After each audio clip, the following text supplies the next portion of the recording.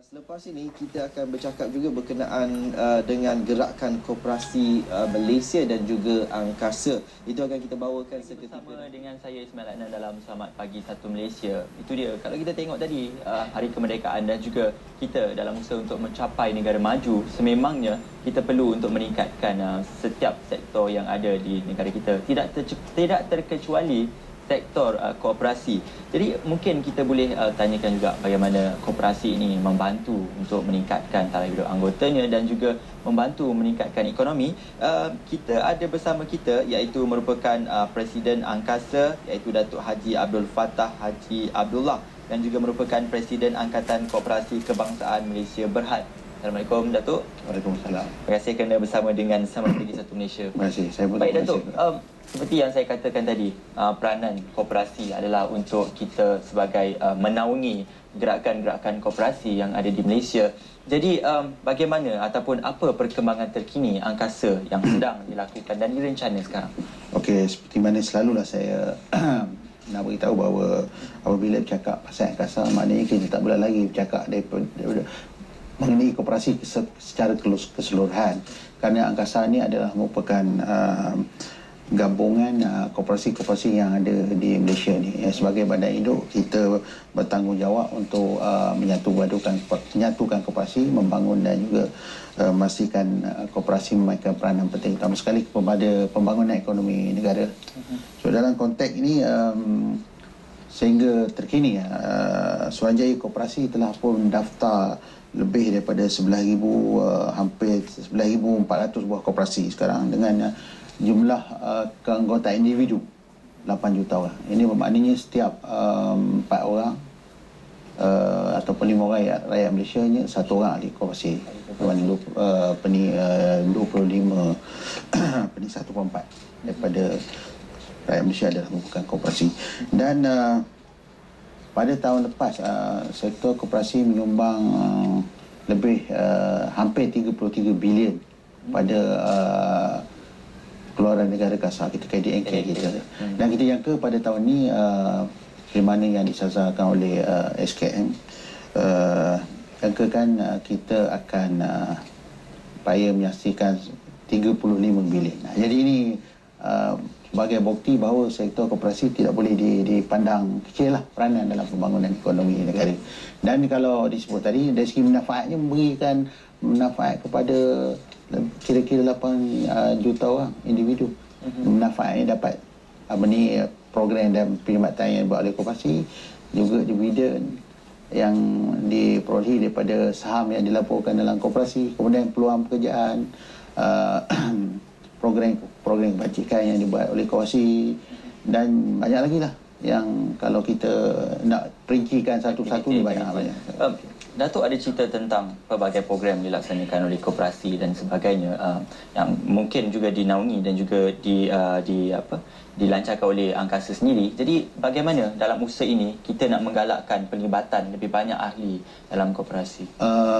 Untuk makluman Cik Ismail, kebetulan bulan ini kita mulakan turun kepada koperasi-koperasi di peringkat bawah, turun ke lapangan lah, untuk daftarkan koperasi supaya dia menjadi ahli rasmi angkasa. Walaupun angkasa ni sebagai badan induk dan tanggungjawab dia menyatu dan menjaga kepentingan koperasi keseluruhan, tapi untuk resminya kita kena mereka ni kena berdaftar lah dengan angkasa. So dalam konteks ni kita mengadakan program JJA, Join Angkasa. Jadi Join Angkasa. Ajak kita daftarkan koperasi ini menjadi ahli angkasa.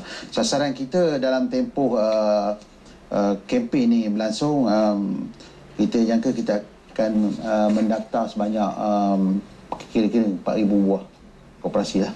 Jadi sekarang bilangan koperasi sekarang ni yang kita daftar secara resmi menjadi ahli angkasa baru 5,400. Jadi kita sasarkan 4,000 lagi dalam masa terdekat lah. Jadi kita jangka insya-Allah pada akhir tahun ni kita boleh daftarkan hampir 10,000 lah dan bakinya ada lebih kurang dalam 1,000 lebih tu kita jangka InsyaAllah kita akan completekan pada tahun depan. Kita akan siap pendaftaran pada tahun depan.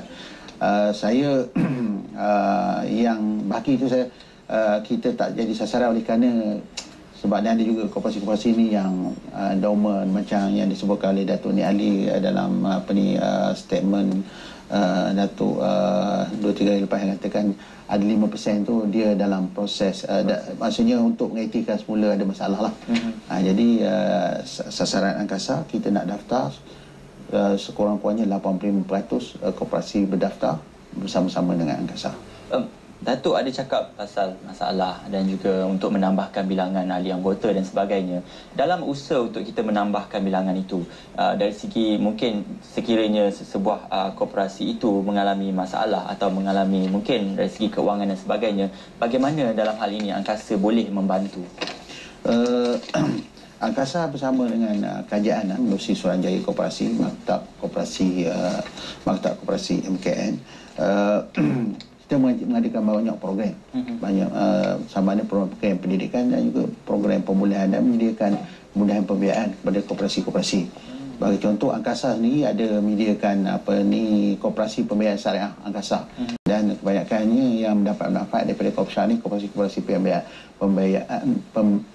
pembiayaan iaitu koperasi kredit lah. Tapi ada juga koperasi-koperasi lain yang memohon pembiayaan untuk memajukan projek-projek pertanian, projek ternakan, juga yang terbaru ialah membekalkan tenaga solar, elektrik, teknologi baru. Ini juga ada lah panel solar. Dia orang dapatkan kelulusan daripada SEDA, kemudian mereka ni mohon Angkasa menerusi Kopsha untuk membiayai membeli panel solar tu yang mana nanti akan mengeluarkan tenaga, dan tenaga ni bekal kepada tenaga nasional, dan tenaga nasional akan bayar, dan kontrak ini 21 tahun. Dan ini dalam tempoh kita kira dalam tempoh 4 atau 5 tahun dia dah pulang modal lah. Ini satu bisnes yang tak ada apa-apa lah. Cuma kita berdoa siang malam supaya matahari jangan tak ada lah. Ini satu dari antara macam mana pula Angkasa nak memastikan dari segi kadar pembiayaan itu tidak membebankan peminjam-peminjam? Okey, kita ada formula kita dan memang kaedah yang kita laksanakan mudah dan mengambil kira ke kemampuan koperasi. Itu yang sedang kita berikan. Dan setakat ni lebih daripada 30 buah koperasi telah pun mendapat kaedah daripada pembiayaannya, dan kita sedang berkembang. Dan yang terbaru, kita telah pun mendapat persetujuan daripada satu institusi kewangan yang saya tak perlu sebut sini lah. Kita dapat pembiayaan sebanyak 1 bilion dalam tempoh 5 tahun lah untuk tujuan ini.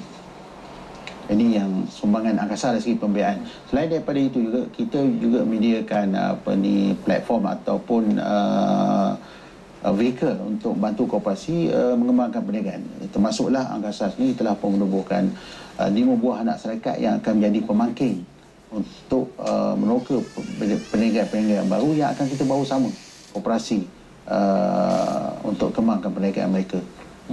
Yang sekarang ni kita dapati bahawa kalau kita tengok statistik, lebih 90% koperasi yang ada daripada 11,400 tadi adalah merupakan koperasi mikro, iaitu dan kecil, iaitu koperasi yang pendapatan turnover dia kurang daripada 1 juta.